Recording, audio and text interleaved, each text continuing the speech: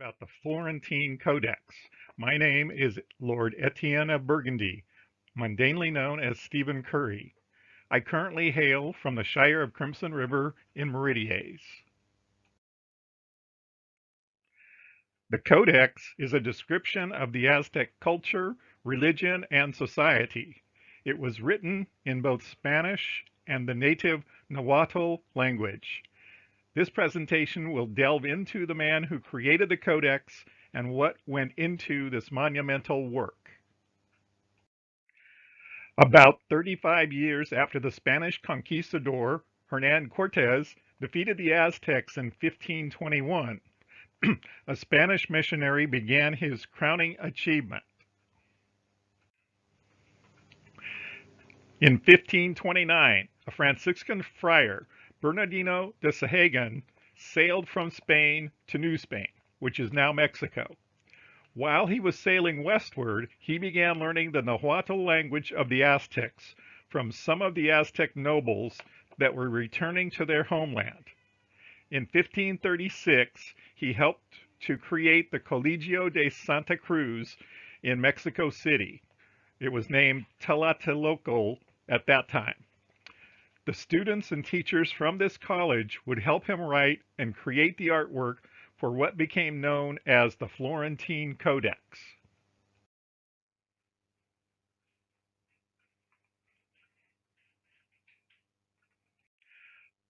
A major catalyst for the Codex came with the arrival of a new Franciscan superior, Francisco de Toral, in 1558.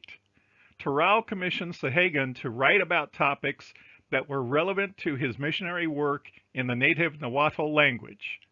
Toral gave Sahagun a free hand in executing his commission. Here are the three main goals that guided Sahagun. 1. To describe and explain ancient indigenous religion, beliefs, practices, deities.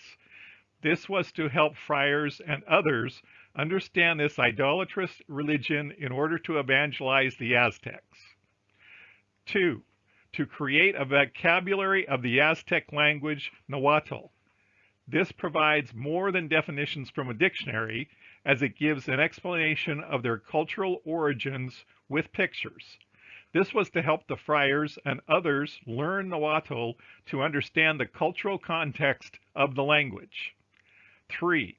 To record and document the great cultural inheritance of the indigenous peoples of New Spain.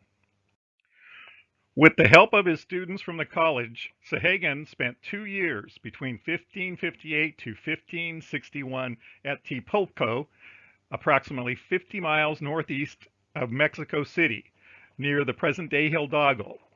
There, they interviewed about a dozen village elders about many topics: religious practices and customs, family life, how the Aztec calendar worked, and political and economic customs were covered. By interviewing people in groups and then individually, Sahagun could evaluate the reliability of what they were telling him. He also did field work between 1561 and 1575. Sahagun gave credit and published the names of those village elders and people from the college who helped with this endeavor. Alfredo Lopez Austin, in his book, The Research Method of Fray Bernardino de Sahagun, The Questionnaires, believes that Sahagun developed specific questionnaires for his various topics. He also captured the view from the perspectives of the people of central Mexico, so he and the other missionaries could understand it better. For the time, this was very unusual. For his efforts, Arthur J. O. Anderson, who worked on the translation of the Codex into English, and M. Leon Portilla, who wrote the book Bernardino de Sahagun, the First Anthropologist, consider Sahagun to be the first anthropologist.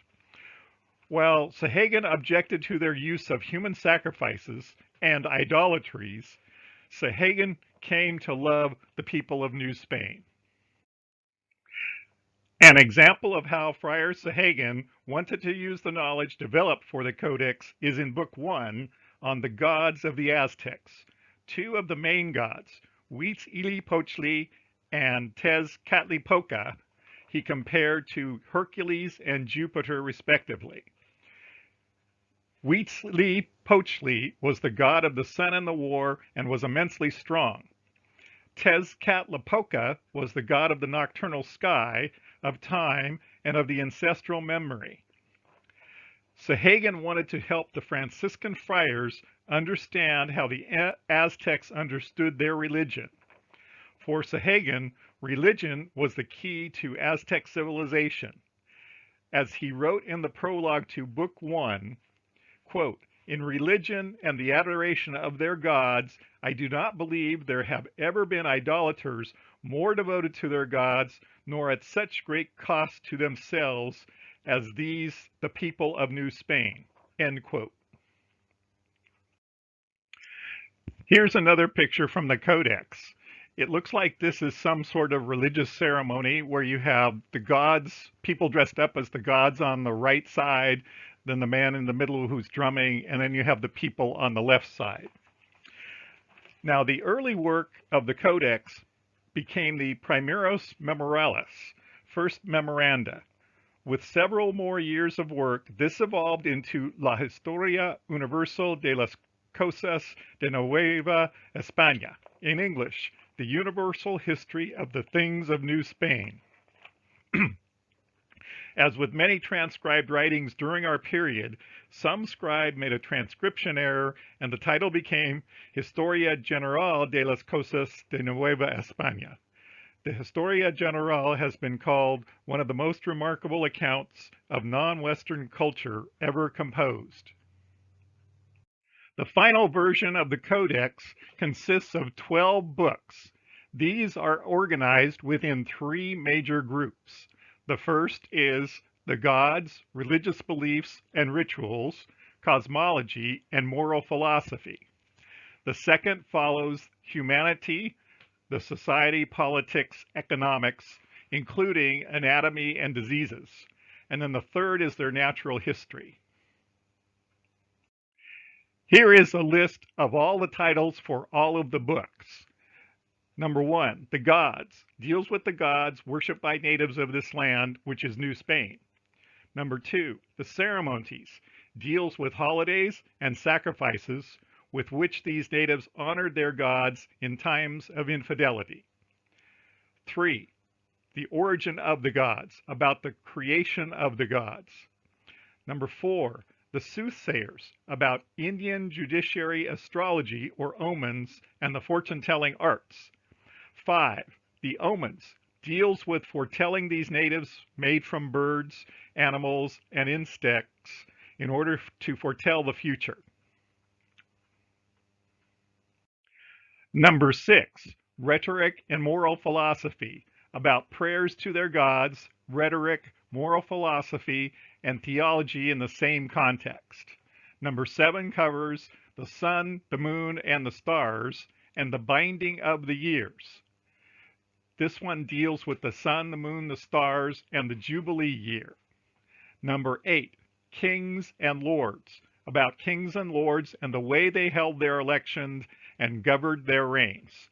Number 9 is about the merchants, about long-distance elite merchants, Posteca, who expanded trade, reconnoitered new areas to conquer, and acted as agent provocateurs.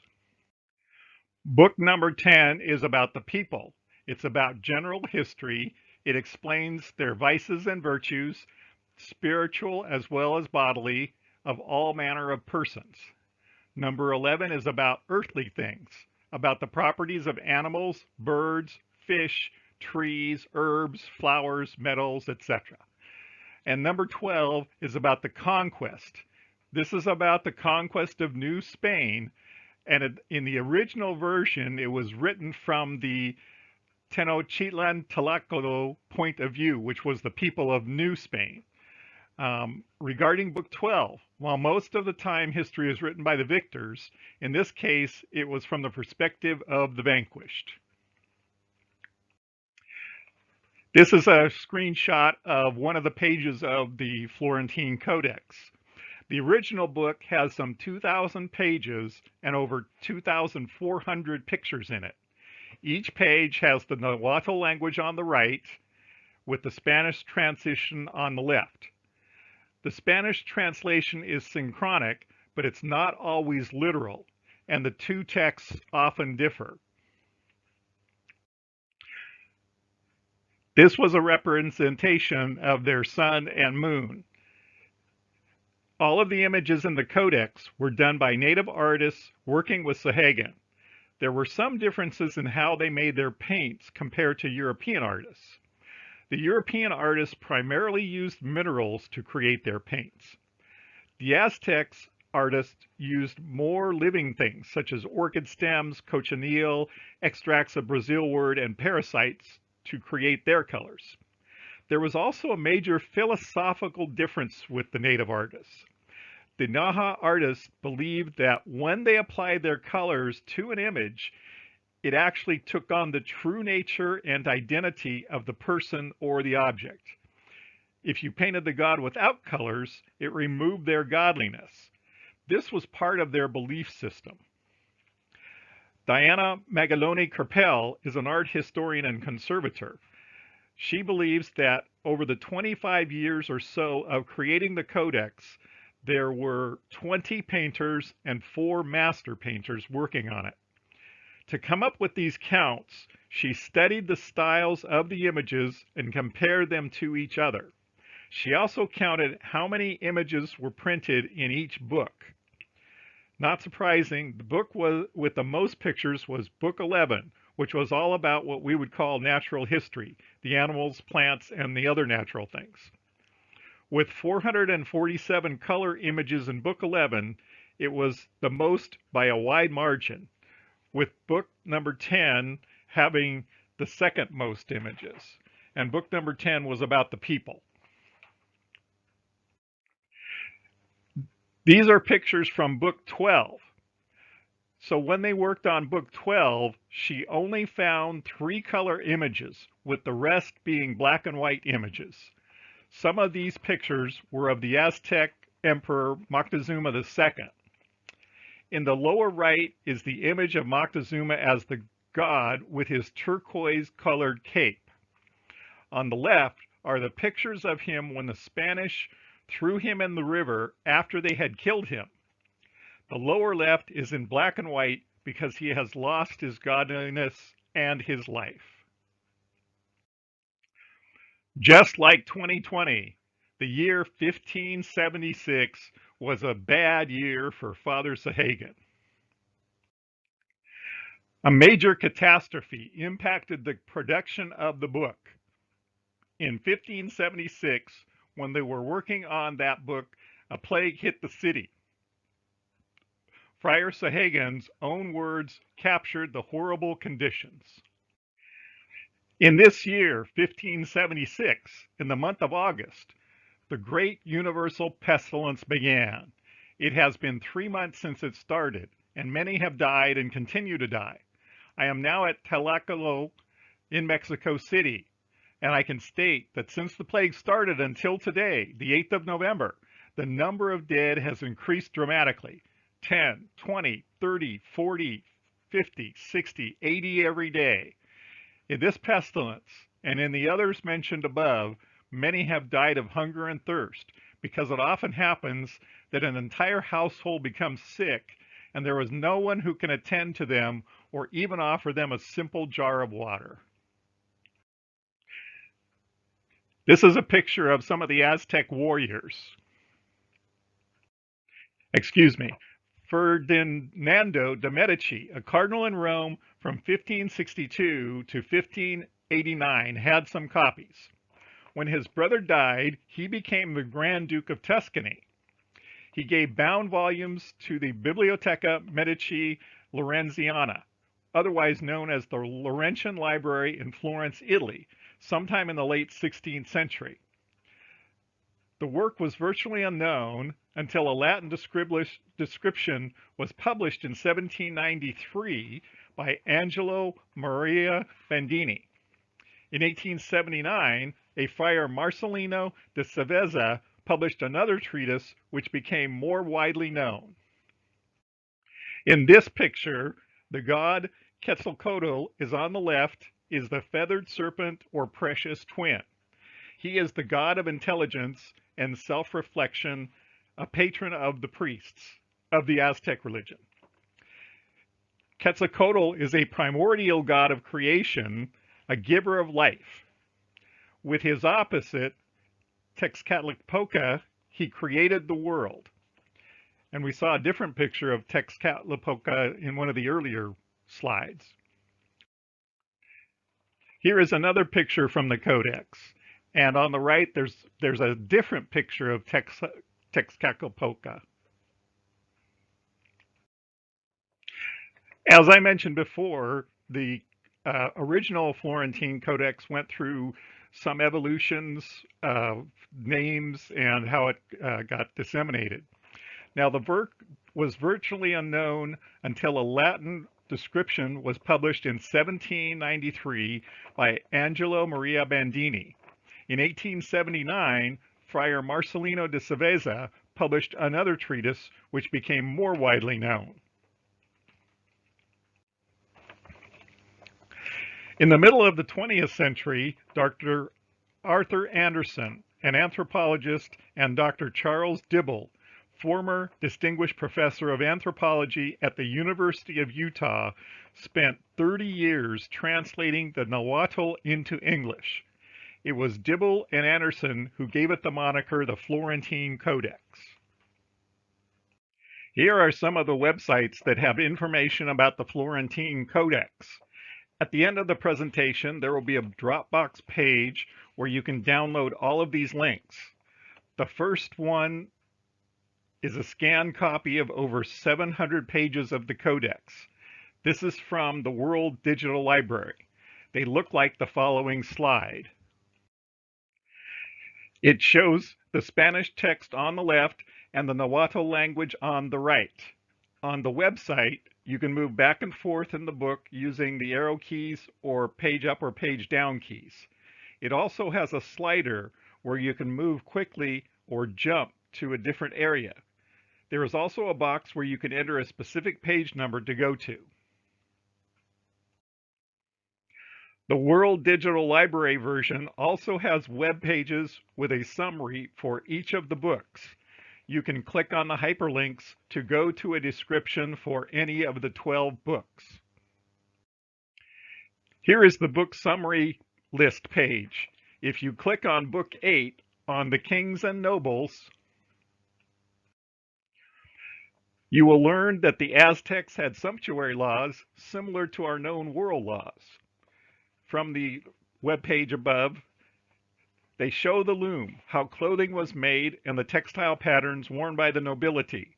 The majority of the Aztec population could only wear clothes made from agave yarn, undyed and without adornment.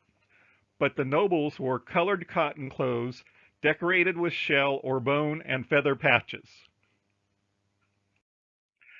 I first heard about the Florentine Codex from a 3-part program on PBS about Native American Indians. That show was excellent. In it, they interviewed Diana Kerpel, and she talked about this book that was written by a Franciscan friar during our period. When I started searching about it, I came across this video presentation she did at the Getty Museum in Los Angeles. In the video, she goes into great detail about how they created the Codex and how she analyzed it. This is a screenshot from that video. It is a pictogram of an analysis of the artist who contributed to the Codex. For an English translation of the text, go to Arthur J.O. Anderson and Charles Dibble's book at this website. In the Anderson and Dibble translation, this version, the English is on the left and the Nahuatl is on the right. This version is text only. I have posted the article I submitted to the Tournaments Illuminated and the document with the web links for the various Florentine Codex websites on that tiny URL /Iberia-Florentine webpage. And feel free, if you have any questions, to send me an email and I'll respond as soon as possible. I'm going to post the um, that link to my page in the chat box so people can grab that if they'd like that. There we go. I think something happened when I recorded it. There was a slide that said 1576 was a doubly bad year for Sahagan, and I'm not sure if it got recorded over or something. But what happened was the government in Spain issued an edict that all writings in Nahuatl would be destroyed, and everything from that time would be in Spanish. So that's why it was a doubly bad year. And fortunately, the Medicis ended up with a copy, and I think a couple other copies were floating around, and fortunately they were saved.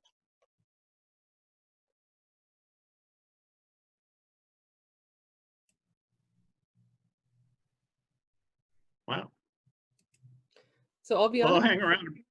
Oh, go ahead. At least on my end, I thought that was a fantastic presentation and some really outstanding stuff. It looks like we do have a couple of questions coming in. The first one was from Sol in North Shield. What are your future plans related to this topic? You know, I hadn't planned to go much further. I wrote an article and submitted to the TI. That was probably about as far as I was going to go. I may do a little more study on the books themselves, but it was more I wanted to write an article. And then when the Siberia classes came up, I said, oh, this would be a great class, to tell people about. Let's see, what's the coolest thing you learned? I think the thing that really impressed me was that Sahagan was really a man ahead of his time. I mean, he treated the natives with respect. He really tried to understand them, and if you know anything about Spanish history, that certainly wasn't the case most of the time. As a matter of fact, the man who followed him was, I'll just put it this way, he was horrible. But Sahagan really tried to understand them and really basically, I don't know if he went native, but he certainly tried to learn everything he could about them. Something I thought was really interesting was you were talking about the use of color and the application of color to the images to indicate sort of the life or the spirit and the godhood. And then when the emperor had died and was thrown in the water, that he's represented in black and white. And it struck me because there was something I was reading recently about in East Asian art where when you fill in the eye, whatever you're painting becomes a reflection of the life. And I think that's, I had to read that several times to really kind of understand it. I think it's hard for us to understand their concept. And there was more text and things that were in the documents I reviewed describing that. But I think it was a case, in the simplest terms, is when you take your paint and you paint that picture becomes the god. And it's not something, I think it's hard for us to understand that. Yeah, it's a difficult concept both to understand, I think, and possibly to communicate. Like, without the vocabulary, how do you explain the thing? And it looks like Sol has made the observation, like the name of God in Jewish documents. Yeah, I'm not familiar with the, I guess it's the Torah, how they view that. I think in Jewish it's Yahweh. I think that's how they say. Yeah, in Hebrew you don't pronounce the name of God. So if you were going through and reading the Hebrew Bible, for example, you would say Adonai or Elohim instead of pronouncing what's sometimes referred to as and I'm going to say this wrong, tetragrammaton. It's the four letters that represent the name of God. Any documents referencing God could not be destroyed, is what Soul notes. So it becomes, Yeah, because it's got the sacred name there, it becomes too precious to destroy. yeah, that makes sense. One does not vocalize the name of God. Yeah. So do we have any other questions for Etienne?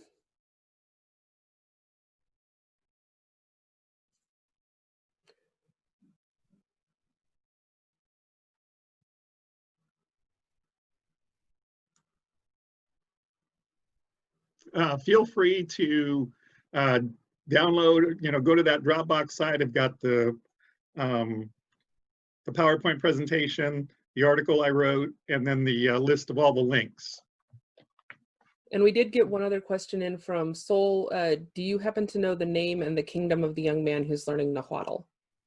Yes, it's Esteban Padilla, and he's in Anstiora. And he was just recovering this week from some health emergency he had.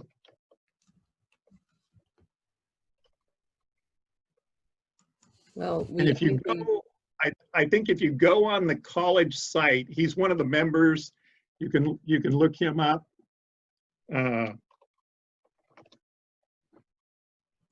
And I did get a message from him, and we did converse a little bit on Facebook Messenger. You have a favorite unlikely wonking looking natural history illustration? Well, yeah, there's so many of them, and they did look like what I showed in the presentation. Most of them. I didn't really have a favorite. I mean, they were all beautiful, but I like the gods, the Tezcatlipoca and the Huitzilichipotle. I can't say it without reading it. But yeah, they were interesting. I think if you go through the World Digital Library one and just kind of skip through to the pages that have pictures, I think you can find ones you really like. Let's see, classical Nahuatl, the stuff that the Florentine is in is really hard compared to modern. Yeah, that's probably true. That's probably true. If you will indulge me, I have a very short, funny story about classical Nahuatl. Oh, sure. So I studied linguistics at the University of Iowa, and I was digging through the linguistics section of the library looking for a text for one of my research projects, and ended up stumbling on this very small sort of primer and vocabulary to classical Nahuatl, and tried to convince myself that I could teach myself this language, which I could not. But after having checked it out for just over 2 years, the library finally called me and was like, "You need to return that book. Like, you're cut off." So yeah, it was. Yeah, I think if you understood, I guess it'd be probably classical Spanish and could read Spanish, you might be able to pick up some of the words. If you open up the codex and went down and started reading, you might be able to figure out some of the words. I don't know if that's probably the only way I could think. And I didn't ask. Esteban knew about the codex. I didn't ask him how far into it he's gotten, and I don't know how much of the Nahuatl language he knows. But I looked at it and I went, this is worse than Greek for me.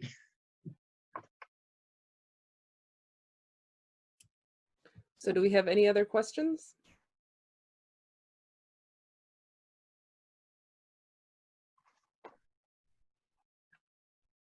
Well, thank you everybody for attending. I'm quite pleased with the turnout. This is great.